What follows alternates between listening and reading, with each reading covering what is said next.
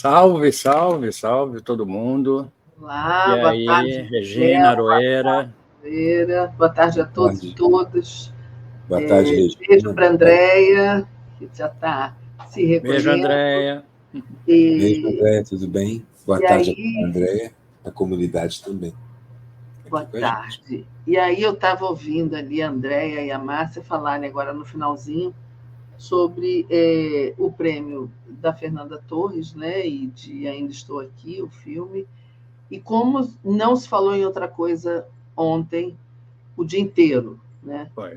E hoje tem outro assunto também que não se fala em outra coisa, que é a história do Zuckerberg e do Facebook, Instagram. Então, eu quero saber por onde vocês querem começar. Porque Fique à assunto... vontade, um dos assuntos representa uma alegria das raras que a gente tem, um reconhecimento de que existe uma possibilidade teórica das coisas funcionarem bem um dia, e o outro é uma constatação do avanço sistemático, blitzkrieg, me lembra a Alemanha invadindo a Polônia e seguindo a Europa adentro, que a direita está tendo nas instituições e a rapidez com que elas capitulam todo mundo. Não, e a facilidade com que a sociedade aceita, né? É isso que eu estou falando, a rapidez com que parece a cavalaria polonesa diante dos panzers. É A impressionante. rapidez com que se instala, né? Então, por onde começamos? Por aí? Vamos começar depois. Já que estamos, depois a gente termina para cima, falando da Fernandinha. Boa ideia. Tá certo, tá Dá certo. um pouco de alegria. Falando da memória. Então, assim, já que eu usei a metáfora dos panzers, a ideia que eu quero apresentar para vocês é isso, é um tabuleiro. Eu achava, há um ano atrás, que havia uma tentativa, os estados pareciam estar resistindo na base dos processos judiciais, o Brasil, inclusive, criando jurisprudência na resistência a esse avanço. Mas nesse ano que passou, a gente viu um avanço dos bilionários como eu não imaginava. Não só uma vitória econômica, no sentido que eles ficaram muito mais ricos até do que jamais tinham sido, mas eles conquistaram o maior poder militar, econômico, o maior complexo industrial, militar e econômico do planeta, ainda, por muito pouco, mas ainda maior do que a China e tal. E a rapidez com que isso está acontecendo é via governo, via legislativo, via capitulação de jornais, de estruturas que produzem cultura, como você estava falando da Disney, mas os jornais todos, e assim por diante. Mas pegaram bandeiras que são nossas e passaram a carregar e brandir. Liberdade de expressão, o escambau, mais ainda, arrebanharam os antissistema. Nós, que somos antissistema, estamos pagando o preço de defender o que restou de democracia. Então, jogo para vocês e espero um pouquinho aqui enquanto vocês discutem. Eu já sei de muita gente que já está querendo até saber como é que faz para sair do Facebook. Mas tem Instagram também, que é um veículo que as pessoas se comunicam muito, principalmente... Um veículo forte, né? Do seu trabalho. Cedo ou mais tarde, todas as redes vão cair. O que vai acontecer com o Face, com o Instagram, é o que aconteceu com o Twitter, que virou o reino da pornografia e o reino do ódio tóxico, entendeu? São as duas coisas que não tem controle, que não tem mais nenhum tipo de fiscalização, então virou isso. O Instagram mantinha um certo pudor, até exagerado, né, Aroeira? Você te censurou algumas vezes. Volta e meia barrava a gente. Exatamente. Mas mantinha um certo critério, digamos assim, mesmo que você discutisse. Agora, o critério vai ser do próprio seguidor. Olha, ele vai denunciar, é isso? Eu não entendi muito bem esse pedaço. É igual é no Twitter. A comunidade vai retrucando aquele post, vai reclamando daquele, até que se estabelece que aquilo não é uma notícia. Então, vem lá, aviso da comunidade. A comunidade diz que isso não é verdade. Entendi. É diferente. Ele joga na mão da maioria do algoritmo, que era uma função de um outro tipo de algoritmo, função dentro da... Não vai ter mais essa coisa da checagem do fato. Do fato. Mas isso é nos Estados Unidos.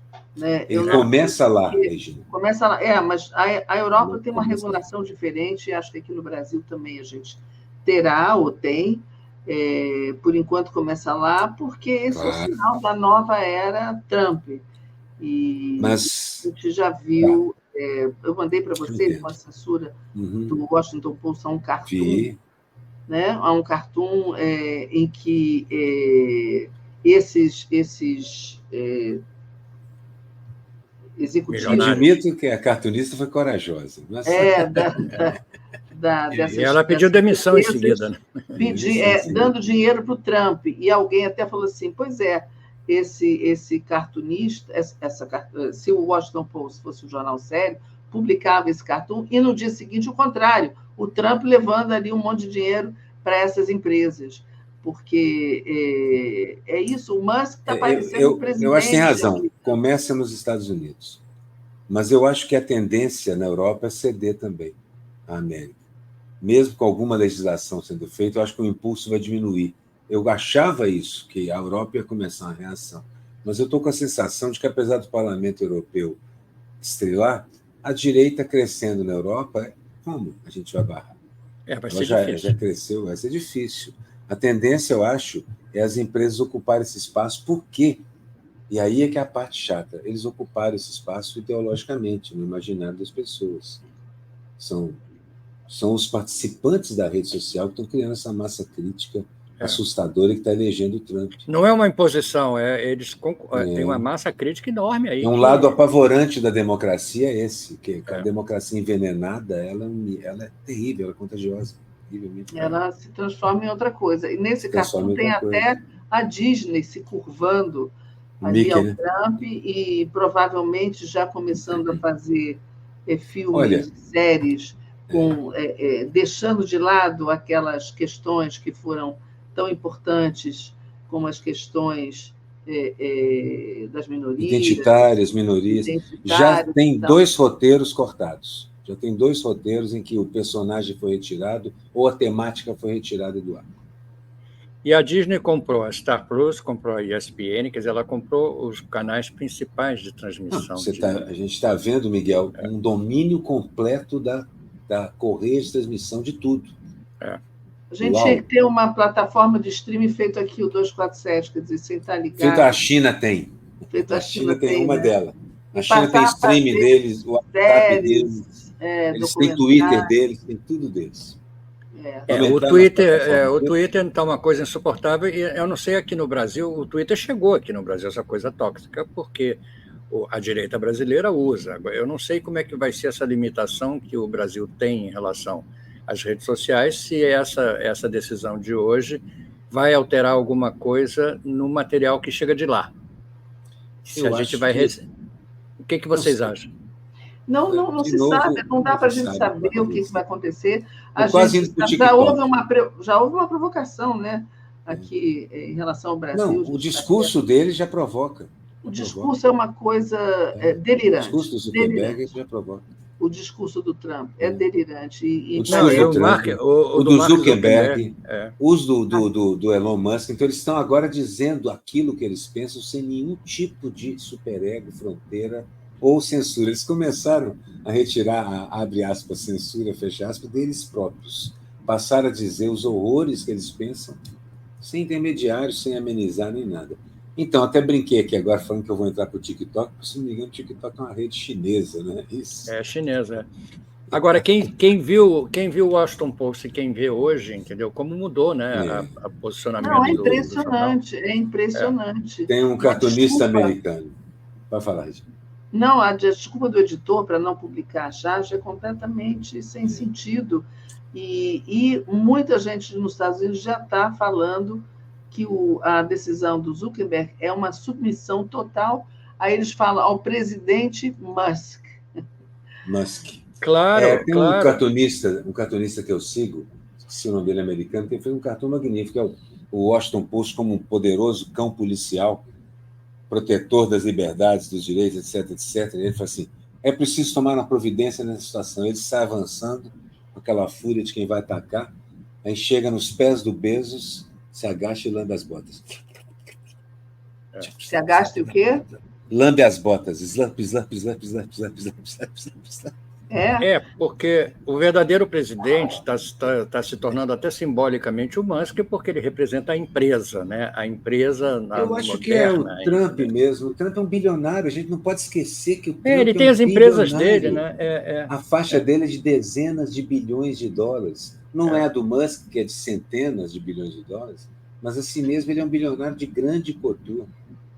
Grande. Ele é um Ainda se junta com Zuckerberg, aí virou... Eu acho que eles perderam aquilo que o Bill Gates tinha, uma certa compostura civilizatória. O Bill Gates era outra coisa, né? É outra coisa, porque ele ainda está aí ativo, mas não sei por quanto tempo, com essa visão. Mas aquilo que ele tinha. Eu vi também outro dia que a Sony, não sei se foi a Sony, uma dessas grandes empresas produtoras de conteúdo e equipamento, desistiu de ter a compliance identitária, etc., que tinha lá dentro. Aquele negócio que eles fazem, de ter um departamento cuidando da... Retirou aquilo da estrutura da empresa. Isso, para mim, é que eu falei, o efeito Trump é isso. É a submissão a todas essas coisas, uma atrás da outra. Eu pergunto se o Partido Republicano, a ala mais política do Partido Republicano, vai se revoltar contra esse domínio das empresas em detrimento da política, não sei. Estou gostando de ver o Miguel otimista e eu pessimista. Estou achando isso incrível. Mas eu só estou fazendo perguntas. Não, está certo. A gente está vendo, como a Aroeira está dizendo aí, são bilionários, né? A gente está vendo a união do dinheiro, e nunca se viu tanto dinheiro concentrado em tão poucas mãos. E poucos políticos no governo Trump. E políticos, né? O Trump agora é um político. Mas é uma união com menos interface. Você tinha um político nos comandos. Exatamente. E não tem. Agora você tem um bilionário sentado numa das maiores máquinas. E tivemos, há pouco tempo, saiu outro dia, um bilionário sentado também na máquina inglesa de produzir governo. Era o primeiro-ministro. Eles estão começando a chegar por conta própria nas posições de poder e trabalhar sem o representante, sem procuração. Estão trabalhando sem procuração.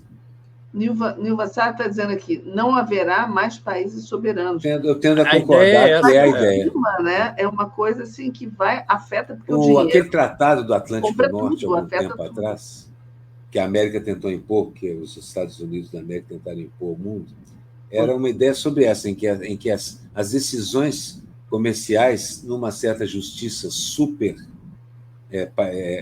não nacional, passava pelas nações. Não passava pelas nações. Seria por cima delas, ou seja, podia-se fazer as coisas de acordo com a legislação que o comércio definisse. Você lembra disso, né, Regina? Assustador uma coisa dessa. Assustador. Ou seja, há um crescente aí, um crescendo, na verdade, de domínio da estrutura de Estado. E tem uma coisa que pode aproximar muito, uma coisa que pode parecer absurda, mas o Trump do Putin, entendeu? Porque são os negócios. A eles interessam os negócios, entendeu? O Trump passa por cima de qualquer ideologia, de qualquer geopolítica, qualquer coisa. Ele quer saber o que o Putin pode ser interessante para ele em termos de negócio. Pode ser. Eu não sei. Isso também tem outra questão também. Mas eu acho que a China vai ser o grande adversário. Sim, a China vai ser fiel da balança, né? Porque agora eu fico pensando, a gente passou o ano todo passado falando na decadência do Império Americano, todo mundo fala sobre isso, fala-se muito sobre isso, a ascensão dos BRICS, a ascensão da China, a ideia de você não negociar mais em dólar, isso tudo se reportando a essa decadência. Será que essa união, né, desses grandes bilionários nos Estados Unidos, que vão... vários americanos eu conheço, tenho amigos que sempre disseram isso durante a campanha, se o Trump ganhar, vai acabar a democracia americana. E certamente os valores que durante muitos anos os americanos empunharam, né, desde os Founding Fathers, aquela coisa toda, isso aí vai desaparecer, não, né? Parece uma distopia, será uma distopia. Certamente, que a gente vai ver. Agora, são os últimos respiros do Império, ou será que essa união do dinheiro vai impedir essa decadência? O que vocês acham? Olha só, teve um primo, o seu primo, Frank Zappa, décadas atrás, numa entrevista, num debate com republicanos. Eu assisti. Maravilhoso aquilo. Ele Maravilhoso fala assim, daqui a algum tempo a América será um país fascista. Não, e ele falou isso nos anos 80, gente. Nos anos 80, são décadas dessas, são 30, quase 40 anos atrás. Então, o que a gente vê é o seguinte, gente que tinha juízo já estava enxergando essa decadência. Quanto à decadência, ela acontece, mas a decadência de um império pode demorar dezenas e dezenas de anos, e geralmente ela é catastrófica, como está sendo. No momento, eu vejo uma posição de força do fascismo no mundo, porque eu acho que a Europa vai abraçar com entusiasmo, Regina, as ideias fascistas modernas, neofascistas do Trump. Eu acho porque aquele artigo que eu li há algum tempo sobre onde o articulista comenta que a democracia inventada no final do século XVIII, tanto inventada na Revolução Francesa e levada a cabo nos Estados Unidos, na revolta das colônias, etc., era uma democracia de homens brancos de classe média, proprietários. À medida que essa democracia foi inchando e começando a representar mais e mais pessoas, ela deixou de interessar. E nós chegamos a esse ponto agora, onde ela não interessa mais aos donos do poder e às elites que controlam o mundo. Esse número reduzido de bilionários e altíssimos milionários, supermilionários também, que você pode incluir, que formam alguns milhares de pessoas e suas cortes, aqueles funcionários de absoluta confiança, aquela alta classe média que opera o universo, as bolsas de valores, as empresas, os boards de diretores, o escambau. Eles não se interessam mais por democracia, não se interessam, não tem mais apelo. E hoje em dia, a gente dificilmente enxerga algum filme ou obra literária ou qualquer coisa no sentido cultural que esteja falando bem de democracia. A não ser quando está resistindo, como o filme tão fantástico, Ainda Estamos Aqui. Por quê? Nós viramos resistência, Regina. Esse era o meu ponto. Nós agora somos resistência de novo. Já estive em período de resistência e nós já tivemos em período onde a gente tinha uma certa hegemonia. No momento, eu acho que é um período de resistência a esse tremendo avanço ideológico do fascismo. E a gente resiste assim, contando a história de novo, a história verdadeira, etc, etc. Olha, mas eu pergunto... É o que nos resta. A professora Denise pediu para você repetir a fonte que você citou, Aroeira. Qual? Frank Zappa? Não. Não sei se era o Frank Zappa ou se você falou depois de outra coisa. Eu não me lembro do nome do articulista que escreveu sobre isso. Ele comentava... eu vi são dois artigos. Um deles comentava um artigo de acho que um norte-americano, que escreveu sobre isso, dizendo o seguinte: não interessa mais a elite moderna, a democracia como ela foi bolada, porque era uma democracia de poucos. E à medida que ela inchou, que os migrantes passaram a fazer parte dessa democracia, ela deixou de interessar eles e, por isso, não há mais movimentos. E, é claro, eu continuo pensando a respeito e vou falando assim, acho que é por isso também que há tão pouca produção cultural na direção da defesa da democracia hoje. Você tem razão quando você fala isso, porque, se a gente pensar bem, a democracia, como a gente a conhece, sempre foi de poucos.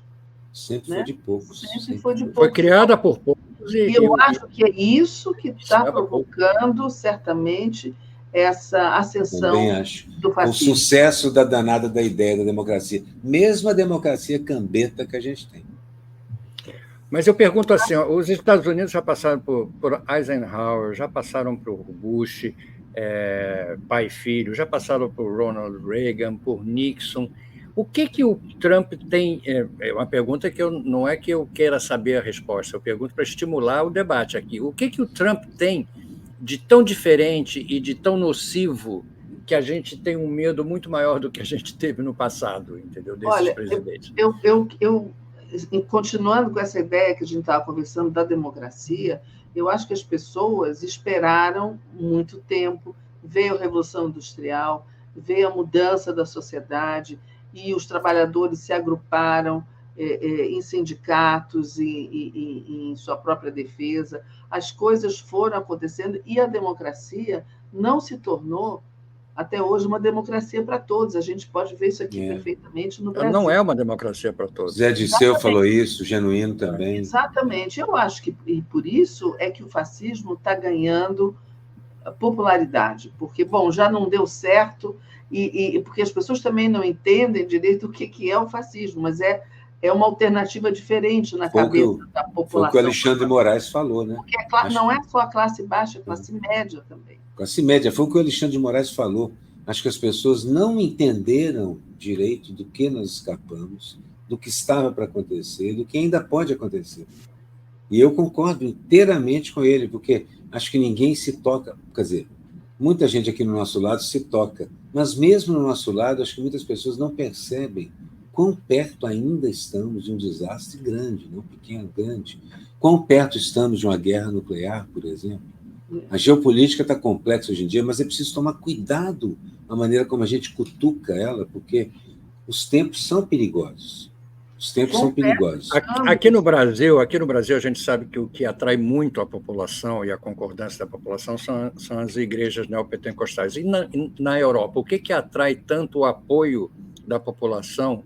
Que benefícios eles estão tendo? É o ódio ao migrante. É verdade. A rejeição ao imigrante é o medo de perder o seu emprego, de perder a sua classe social, de ter que lidar com violência, porque os imigrantes estão sempre associados com seres violentos.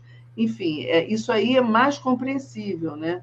Agora, eu estava pensando, a gente estava conversando aqui, falando de distopias, e que o Aroeira falou a Europa vai acabar aderindo, né, ao fascismo trumpista, e eu lembrei dessa série que fez muito sucesso, principalmente durante a pandemia, da Margaret, que é baseada no livro da Margaret Atwood, que chama O Conto da Aia. E nessa série é engraçado que ela vai indo, você vai vendo os Estados Unidos assim completamente aterrorizante, uma teocracia, né, violentíssima, que principalmente das mulheres sendo muito submissas, mesmo as mulheres dos líderes dessa teocracia. E aí você vai vendo aquilo, aí tem a história e tal, não sei o quê. E aí existia um país, que era o Canadá, para onde as pessoas podiam fugir dessa perseguição. Curiosamente, o Canadá, né? Curiosamente, que tinha se instalado. Agora, que será uma vítima do Trump. Mas olha só, encaminhando-se para o final dessa, acho que era a terceira temporada, a gente começa a ver uma mudança, inclusive no Canadá. Por isso que me chamou a atenção o que o Aroeira falou, o Canadá começando a não dar mais apoio às pessoas que estão fugindo e começando a se aproximar daquele... O primeiro-ministro que renunciou, né? Mas é a realidade, eu estou falando... Olha, há um outro conto também, há uma outra história chamada Revolta 2100, de um escritor de ficção científica americano, onde ele imagina a América em 2100 como uma teocracia fascista, exatamente. Uma teocracia nos moldes... Essa série toda isso. Exatamente, com tudo, um enorme sistema de vigilância, uma mistura de Big Brother de 1984, mas muito parecido. É bem antiga, da década de 50, 40 para 50, mas assim, é interessante como essa percepção de que isso podia acontecer lá já existe. Porque há traços fascistas na cultura americana que intelectuais e gente que tem capacidade de observar o todo tem percebido com o tempo. E hoje em dia o que a gente está vendo aí, para responder a pergunta do Miguel, a diferença entre os outros que tinham traços fascistas, muitos deles, e o Trump é que o Trump transforma isso na principal bandeira dele. Aquilo que estava embutido na cultura americana, hoje em dia, é a parte superior, é a ponta de lança da maneira dele de ver o mundo. Aquilo que, na verdade, se você pensa, é os anos 20 nos Estados Unidos, com aqueles shows de circo de indígenas submetidos à tortura, de dizimar bisões, de ocupar as terras deles e invadir. É aquele orgulho de ser isso de novo. E a gente pensa que isso passou e que isso não pode voltar, mas isso pode voltar. Voltou. Não é por coincidência que nessa década, Miguel e Regina, as grandes empresas de ferrovias e as incipientes petrolíferas tiveram que ser desmembradas pelo Estado americano, porque houve também um confronto gigantesco entre o capital e o Estado naquele momento. E a gente não pode esquecer que esse fascismo do Trump está sendo muito impulsionado por esse ódio aos imigrantes também. E eles conseguiram, inclusive, estabelecer uma diferença de classe. o imigrante tecnicamente preparado e o imigrante socialmente despreparado. Então, eles estão conseguindo estabelecer essa regra e justificar essa atitude. Que vai pela meritocracia, né, também. Exatamente, vai pela meritocracia. Então, você vê que todos a coisa fascista vai se estabelecendo com... Por isso que eu falo, gente. Com premissas muito claras. Na Europa, só um minuto, na Europa, com ódio aos imigrantes, perfeito, porque isso justifica qualquer atitude fascista, segundo eles. Nos Estados Unidos, contra os imigrantes que invadiram os Estados Unidos, e aqui no Brasil, com essa promessa da opulência, né, baseada na religião, que acaba enganando as pessoas, iludindo as pessoas, entendeu? E as pessoas correm atrás porque tudo aquilo que é coletivo, toda a política social coletiva acabou não criando essa divulgação, não criando essa propaganda de si mesmo que justificasse os avanços socialmente que o país teve aqui, que foram avanços enormes e continuam tendo, entendeu? E são desmerecidos não só pela grande imprensa, pela sociedade, pelo mercado e por tudo mais, entendeu? Então, a nossa situação é complicada. Esses avanços são que a Maria da Conceição dizia, o povo não come PIB, são avanços pequenos. A classe média é exigente, ela é ingrata e exigente. Então, tem isso. À medida nós entramos para a classe média, o Brasil, eu estava lendo a matéria, pensei, ai, a classe média é tão ingrata, já vi que vamos ter dificuldades eleitorais. Era melhor que não fosse, né? Mas, na verdade, assim, é por isso que eu digo que a gente está numa época de resistência, porque a gente tem conseguido segurar em alguns lugares na queda de braço, aqui no Brasil, por exemplo, por causa de conjuntura específica. Um estadista, numa situação de estupidez diante do outro lado, a gente conseguiu reverter o quadro por um tempo. Mas sabemos que vai ser difícil 2026. Sabemos 2025 vai ser um ano. Sabemos que a gente tem um presidente, que a gente não tem uma pessoa como Lula em lugar nenhum do mundo. A gente tem o Papa Francisco, né? Que tem mas a gente, assim, possa segurar o fascismo sendo apenas de esquerda ou de centro, ou até de centro-direita, vai ser muito difícil. E aí eu queria passar... Só para fechar sobre a Europa, lembrando que vai ser difícil a França resistir a uma próxima rodada eleitoral sem a direita ocupar definitivamente. Exato. Eu queria, então, fazer essa passagem para esse outro assunto, que também é nosso assunto hoje. Quando a Fernanda Torres recebeu o prêmio lá em Los Angeles, na meca do cinema, ela... no meio daquelas atrizes famosíssimas, importantíssimas e ótimas atrizes, né? Muito talentosas, no discurso dela, ela acaba falando assim, que bom, que é importante esse filme, é importante esse prêmio, justamente no momento em que o mundo tem tanto medo. E aí a gente está falando sobre isso, esse medo do fascismo. Ao mesmo tempo, eu fiquei pensando... ali é o centro do cinema, né? É a meca do cinema americano, Los Angeles, ali do lado de Hollywood. E, no entanto, no meio daquelas atrizes todas, foi uma brasileira, uma estrangeira, que ganhou o prêmio. E muita gente, algumas pessoas já começaram, olha, porque o Globo de Ouro é diferente do Oscar, porque as pessoas são escolhidas pela mídia, né? Pelas pessoas de imprensa que votam, né? E que certamente têm posturas diferentes do que os votos do Oscar, que são pessoas da indústria. Então, e muita gente disse, bom, eles já estão começando, os artistas já estão começando os produtores de cultura e conteúdo já estão começando a se preparar para a era Trump. E é muito interessante, pode não ter nada a ver, né? É claro que a Fernanda teve uma atuação maravilhosa, eu falei muito sobre isso hoje de manhã com o Carlos Alberto Matos e com o Mário Vitor, sobre, né, como ela foi uma boa atriz nesse filme, sem sublinhar exageradamente as reações, sendo muito sutil. E, no entanto, apesar de tudo isso, eu achei muita coincidência.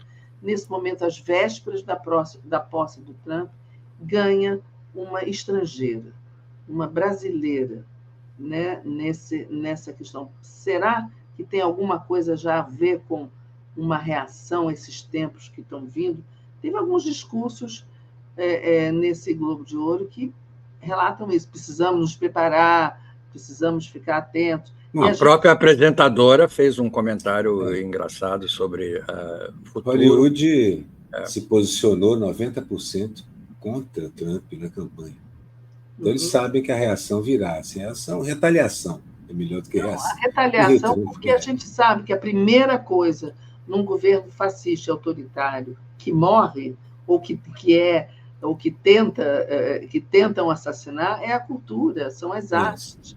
Porque então, como o filme Eu Ainda Estou Aqui, como esse filme, o que as artes fazem?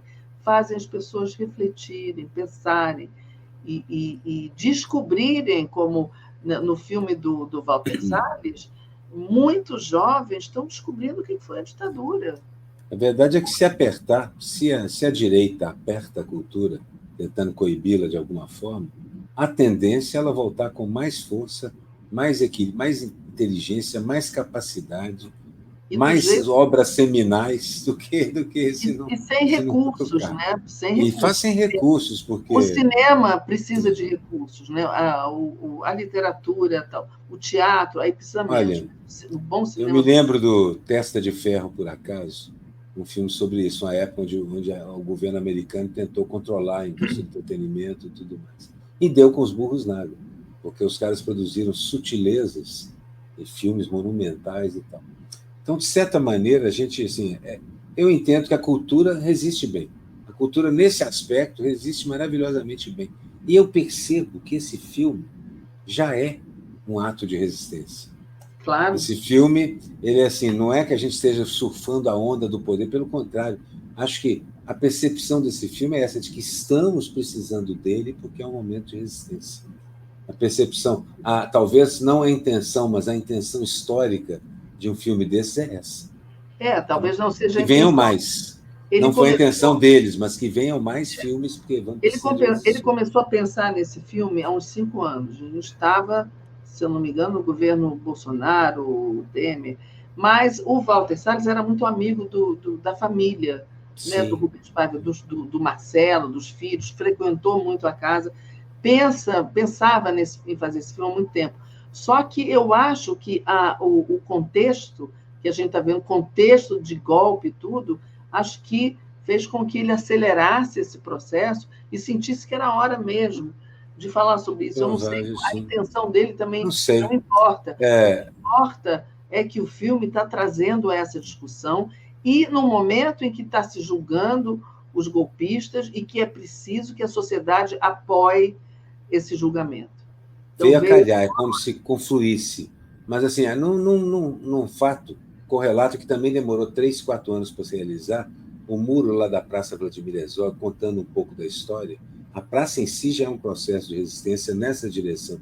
É outra história muito similar, muito similar, com o envolvimento de uma parcela enorme da sociedade brasileira também, pensante, libertária, que também daria uma história linda de ser contada. E eu percebo o seguinte, que o cinema de qualidade, a música de qualidade, sempre contaram as histórias que, de alguma forma, o poder esquece de contar. Quase sempre. É um momento desses. Por isso eu não sou exatamente um pessimista, mas eu sou um realista, gosto de enxergar as coisas como estão.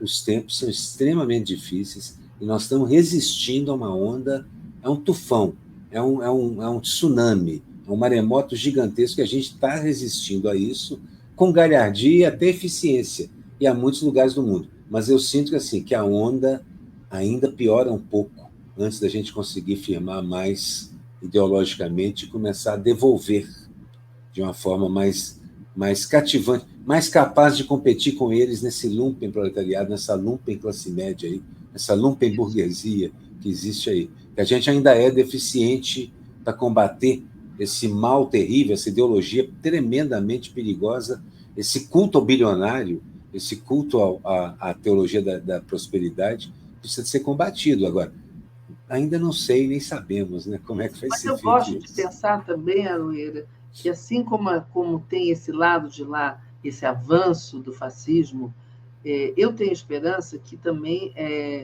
as pessoas não são tão bobas, as pessoas chegam, não sei quanto tempo demora para reagir, mas um dia as pessoas acordam. Aqui eu ia sugerir começar, que a gente comenta melhor o prêmio da Fernandinha, assim, só para... Mas você completa o que você deseja, porque, na verdade, assim, eu já não sinto feito você.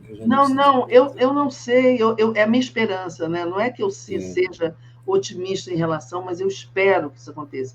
E a Grace fala assim, penso que a cultura resiste porque as expressões artísticas atuam como catarse. E a esperança, parte da minha esperança está nisso, está nesses charges que vocês fazem, está no filme claro, Salles, está na música de resistência. Então, essa qualidade do ser humano é que traz essa esperança para a gente, porque não é possível que a gente seja totalmente dominado pelo fascismo e que esse aspecto do ser humano não possa prevalecer um dia. Espera um minuto só nessa charge aí, tá, Miguel? Mas antes, só para falar uma coisa, na verdade, assim, eu tenho um pouco mais, eu percebo um pouco menos de fé na capacidade da gente agir sozinho. É muito tentador pensar de outro jeito. É muito tentador. Por isso que eu acho que, na verdade, assim, para mim, a coisa mais apavorante dos últimos dias é esse banho de água fria que eu tomei com essa decisão do Zuckerberg. É aquele começo do nosso programa hoje. A sensação que eu tenho é que isso foi um grande passo do fascismo na direção da consolidação, especialmente pela rapidez com que essas estruturas todas estão caindo. Mas estamos na resistência. Concordo que cultura passa a ser uma ferramenta mais importante ainda do que ela já é. Fundamental, essencial. Vamos ler aqui. O Império contra-ataca, literalmente. Eu vou acabar com a checagem de fatos, é isso, né, no Facebook. A partir de agora vai ser como no Twitter. Eu checo com o Elon e eu checo com o Mark. São eles dominando. Alguém tinha falado... É a realidade deles, né, que a gente passa a ter que engolir. Alguém tinha falado aqui como que as redes sociais, foi o Carlos Miller, como que as redes sociais conseguiram acabar com a democracia. E é isso, é a forma como são usadas e a forma como elas são administradas. E a gente não pode esquecer que o Zuckerberg o Facebook já passou por um processo europeu seríssimo, onde ele foi punido, foi multado, a influência quando ele fez experiências, né? Fez experiências com gente. A influência que ele exerceu na saída da Inglaterra do mercado comum, no Brexit, na eleição do Trump, na eleição do Bolsonaro e tudo mais. A gente já sabe o perigo que ele nos traz e agora ele assumiu, escancarou. Esse cara fez experiências com seres humanos. Assim como o outro também faz. O Elon Musk, eu não sei se as pessoas lembram, mas ele distinguia onde estavam certos grupos que pensavam de certa maneira, e ele encaminhava as informações, a campanha, tudo para essas pessoas que pensavam de acordo com o que a mensagem isso eles todos fazem agora. O que ele fez foi um pouco pior, porque ele escolhia certos grupos e começava a filtrar as notícias, só as ruins para essas pessoas. Para outros grupos, só as boas, para ver como elas reagiam com o tempo. Ele causou depressões. Esse cara causou depressão. Então, é desse tipo de gente que a gente está falando. O outro faz experiências com gente botando um carro absolutamente inseguro na rua, esse Tesla de alumínio, de aço, toda hora estraçado, morre gente acreditando naquele robô piloto e assim por diante. Gente, essa mulher. E essa mulher? E essa senhora, meu Deus, o que é isso? Ela não merece mais do que esses nossos comentários. Chega, passa direto. Em compensação, veio na ordem errada, claro, mas tudo bem. Não, eu estou tentando organizar aqui. Mas a outra deixa, nem precisa, porque essa é a chave. São as duas Fernandas. Que sorte nós temos, É verdade. De ter essas duas Fernandas. E olha como as duas têm umas carreiras similares, as duas são respeitadíssimas, parece aquelas coisas de filme, né? A família de gente do teatro, que é tudo... E nós temos, que nos defende, temos o Dino também, que é uma grande resistência. Não, a gente tem alguém, a gente tem... Por sorte, a gente tem o Supremo. Por sorte, é verdade, a gente podia ter caído... Quem diria? Não em questões trabalhistas. Em questões trabalhistas, é só o Dino que vota com a gente. Quando é trabalho para defender o trabalhador, só o Dino vota. Os outros todos votam contra. Mas no resto das questões brasileiras, o Supremo, por sorte nossa, é como Fernando e Fernanda. Por sorte, estão do nosso lado. O pessoal aqui no chat está lembrando o Steve Bannon. Ele não está morto. Não, o Steve Bannon continua sendo um ideólogo pago, mas ele não é um bilionário, ele é um canalha bem... Sabe, ele é o cientista do mal que esses caras contratam nos filmes. Ele Como era o Olavo de Carvalho, né? Agora, o Jean-Marie Le Pen, que morreu hoje, também na direção oposta. Deve estar tomando uísque lá com o Olavo de Carvalho. Hoje eu vi umas histórias que o Jamil contou sobre isso, deve ter lido também, que o Jamil contou sobre o Le Pen, pavorosa. As chaves vieram inversas de novo, né? Assim, eu estou tentando colocar um mínimo de critério aqui, porque está realmente difícil. Essa antes e a anterior primeiro. Essa antes e aquela outra mais anterior. Mas aí que eu tive que botar para botar primeiro, enfim. Não, vai lá. Faço o meu esforço aqui. Isso aqui é um assunto que quase que já morreu, mas a gente não pode esquecer que ele se declarou candidato. Acho que o PL, não sei se o PL vai incluir na próxima pesquisa que vai fazer. Você vê o desespero também dos caras, aqui entre nós, com todo o respeito. É desespero. É falta mesmo de alguém. Qualquer coisa serve. É assim mesmo. Qualquer coisa serve. Qualquer coisa serve. Qualquer coisa serve.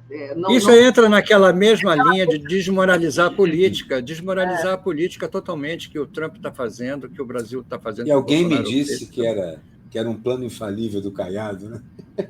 Exatamente. Oh, meu Deus. Que nova já dupla. Eu acho engraçado, eu vi um meme dizendo o seguinte, com essa história da Fernanda Torres e do prêmio, da premiação, assim, a pessoa mudou de assunto, parou de falar do mercado. Ontem só se falou do prêmio da Fernanda e hoje do Zuckerberg. Essa é aquela ideia que eu estava defendendo. É preciso lembrar que nós ainda estamos com essa bocarra na porta, esse gargantula está na porta de casa aqui. Sem dúvida. Às vezes não foram embora, não vão. Não irão por um bom tempo. Tinha também uma outra antes dessa, mas tudo bem. Essa é uma referência ao filme também. Então. Brincadeira que eu fiz com o filme. O Brasil ainda está aqui. Exatamente. Essa foi a minha primeira charge do ano. Uma homenagem à beleza que foi aquele encantador show da Bethânia e do Caetano, que junto com esse prêmio me dá a sensação de que o ano começou com algum equilíbrio. Tem essa coisa do Zuckerberg, mas, por outro lado, o ano está com equilíbrio, com o show da Bethânia e do Caetano, cantando aquela música brasileira tão linda. Que eu vi gente reclamando, não era a música mais representativa deles e tal, não. Eles incluíram muito samba, que eu adorei, porque eles cantaram o Brasil. O show foi lindo. Foi maravilhoso. Se de um lado temos Gustavo Lima, do outro lado temos Bethânia. Do outro lado temos Bethânia e Caetano. Eu também vi que o Zeca Pagodinho lançou a própria caricatura. Foi ótimo isso, exatamente. Maravilhoso. Perfeito. E parece que o vice dele é o Jorge Aragão. Ele falou isso. Isso aqui eu vi que a Fernandinha estava chamando o prêmio de Baby. Chamou o prêmio de Baby. O prêmio que ela ganhou. Enfim, a diferença de proporções dava até para ser mais. Agora, meninos, alguém... Essa viria antes. E, na verdade, assim, para resolver isso que o Alexandre propõe, é só julgar direito. E hoje eu vi que o noticiário estava coalhado com o tamanho das penas que Bolsonaro e Caterva podem receber, né? 20 anos parece que é o mínimo. Estou feliz. E vem aí. Eu acho que cada dia está mais próximo. Existe justiça nesse nosso mundo, é isso que vai acontecer. Né? Vamos torcer. E agora... Essa era para vir lá no começo também.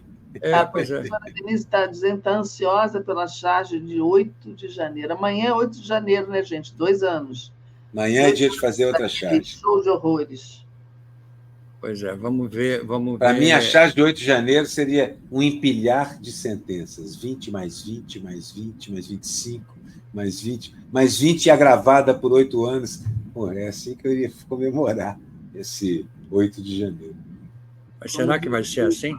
Aguardando. Vai ser assim, o que hoje eu vi nas matérias todas, era o pessoal até mesmo do lado de lá. Advogados do lado de lá já preocupados com os tamanhos das penas. Mas vai ter alguma manifestação? Acho que vai ter em Brasília. Vai ter manifestação, mas assim, o próprio governo vai fazer um ato simbólico, importante de se fazer, etc, etc. Que eu acho, assim, é importante, eu concordo. Concordo com a ideia do governo. A minha posição em relação à interferência do governo nesse processo, nesse julgamento todo, é essa. Acho que não deve fazer mais do que isso também, não.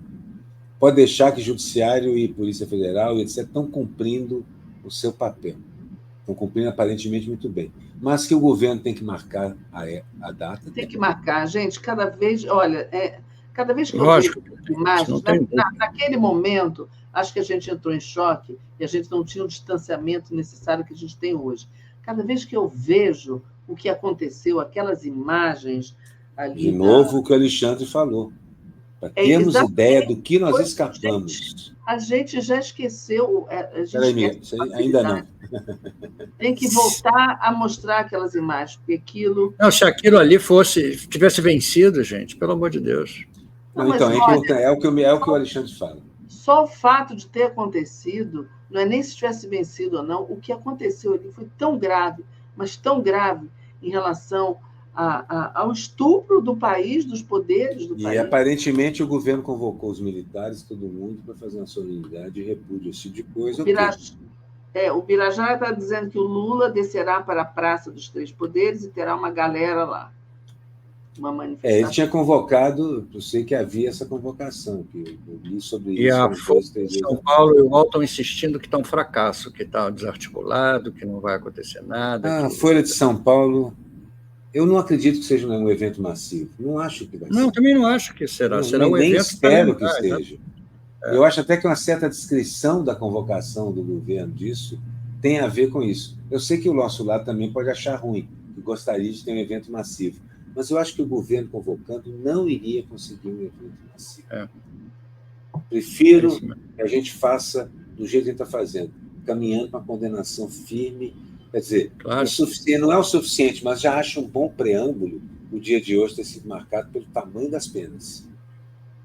Hoje, dia 7, véspera do dia do aniversário da tentativa de golpe, foi marcado pela discussão sobre o tamanho das penas. Não é pouca coisa, eu acho que simbolicamente é interessante. Vai aí, Heroeira, faz o teu jabá que nós estamos acabando. Estamos acabando o programa e daqui a pouquinho, como de hábito, como no ano passado todo, eu vou sair correndo para fazer o nosso primeiro Samba Jazz do ano. O Igor já está lá no Deza Boutique me esperando. Eu chego, a gente acaba de montar e pimba, começa. Aliás, uma curiosidade sobre o Deza, que além de ser um campeão de comida de boteco, é também uma espécie de clubinho de boa parte do 247 que está por ali naquela região. A gente volta e meia se encontra por ali. Tem muita gente. O Marcelo vai lá, a Daphne também está sempre por lá. É um clubinho nosso.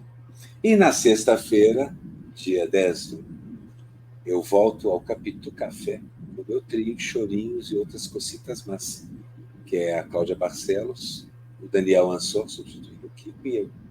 A gente vai fazer um daqueles shows intimistas que a gente faz sempre lá no Capitu, que é onde morava Machado de Assis. Feito o meu jabá. 1 minuto para terminar o programa, para a gente considerar. 1 minuto, é isso. Amanhã temos essa data marcante. Alguém falou assim, tem um canal chamado, a Eliana Maida, tem um canal chamado Vitor Panchorra, que mostra esses criminosos, golpistas, todos os dias. Ele faz um trabalho excelente. A gente tinha que ver isso todo dia, porque realmente é de se... Não, eu não tenho estômago para ver aquilo todo dia. Não, mas as imagens estão bem marcadas na minha cabeça.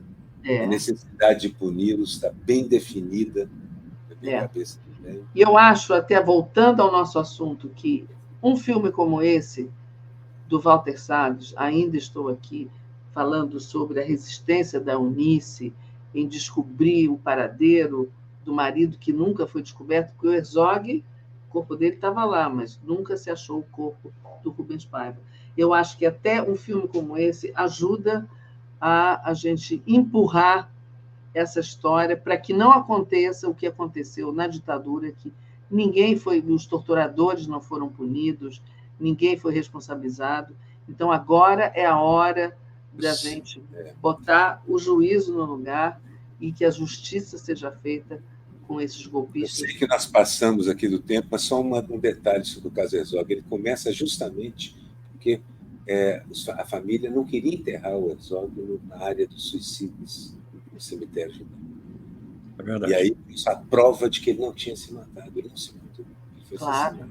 E aí, todo o caso foi desvendado. E não foi o único caso, não foi do Herzog, teve muitos casos assim na ditadura. Gente, passamos 1 minuto aqui do nosso horário. Quero agradecer a todos e todos. Tivemos uma super audiência hoje. Agradecer a todo mundo que acompanhou aqui a gente, todos e todas. E um beijo, Miguel, um beijo, Aroeira. E beijo para todos. Terça-feira. Beijo, tchau. Beijo para a comunidade. A gente vai trazer mais novidades. Beijo, gente. Tchau, tchau.